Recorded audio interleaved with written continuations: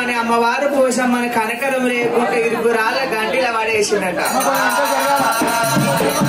ఆవు పాలు తాగింది, ఆవు రాన పెరిగింది, గోవు పాలు తాగింది, గొప్పగా పెరిగింది అమ్మవారు ఆదిశక్తులు ఒక మాట. అమ్మవారు శ్రీ నల్లపోషమ్మ ఊరు మొత్తము అటిమ్మరాజు తిరిగినప్పుడు దయ్యం అనుకోని బయటికి నూకినప్పుడు అమ్మవారు పోషమ్మ గాయి గత్తర లేపింది.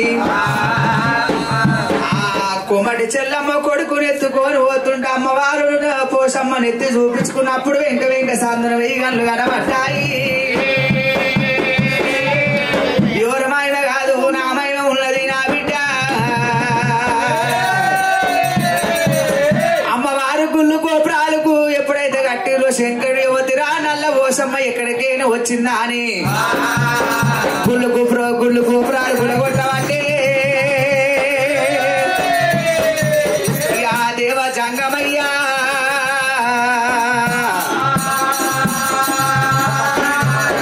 అమ్మవారు నల్ల పోషమ్మ శివుణ్ణి ఎక్కలేని బాధ పెడుతున్నదట.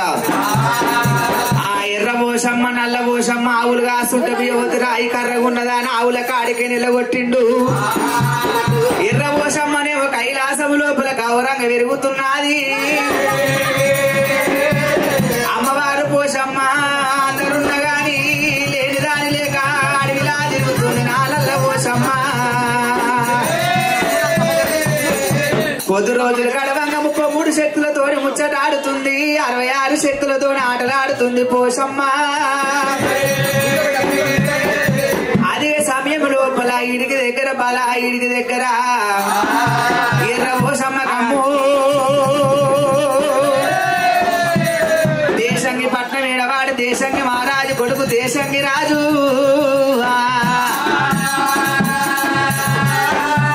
సాకళ్ళు పుల్లయ్య మురారు ముద్ద తీసుకొని ఎర్ర పోషమ్మకు కళ్యాణం చేద్దామనుకుండు శంకరుడు.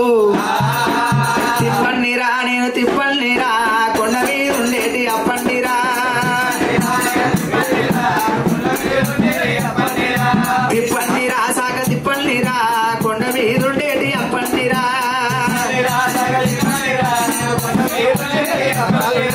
కర్రే గారికి నేను గంతలు కట్టి నేను ఊరు మొత్తము నేను తిరిగేటోని.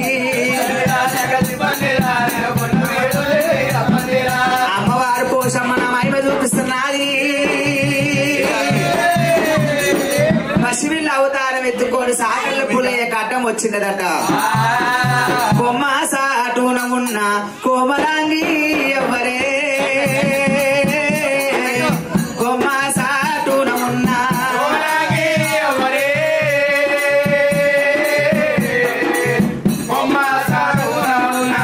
ఎవరైతే ఏమి గుమ్మి ఎవరైతే ఏమి గుమ్మి ఎదురాడా ఓ పోయి ఎవరైతే ఏంది పోరడా మండా సాటున ఉన్న మగరీబు ఎవరు బామా మండా సాటున ఉన్న ఓ పిల్లానికి ఏమైనా అయ్యిందా?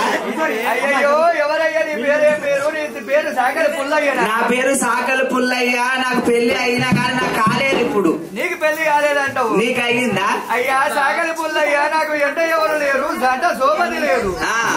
అడవి లోపల నాకు అనుకునే ఆత్మబాలు లేరు, చూడనీక చుట్టాలు లేరు, పాడనీక బతకం లేదు.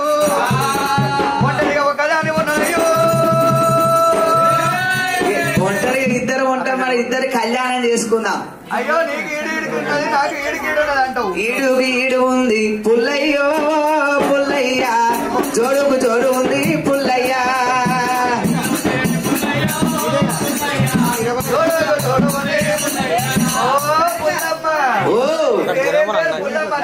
నా పేరు పుల్లమ్మ. ఓ నీకు ఈడున్నది నాకు ఈడున్నది పుల్లమ్మ కలిసి పుల్లమ్మ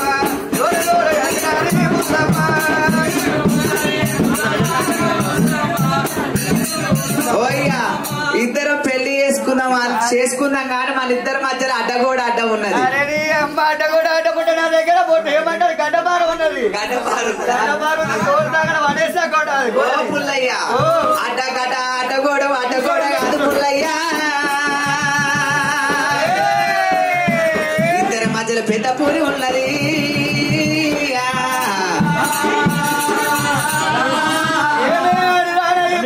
ఎవరు లేరన్నావు, ఇప్పుడేమో పెద్ద పూరి అంటున్నావు.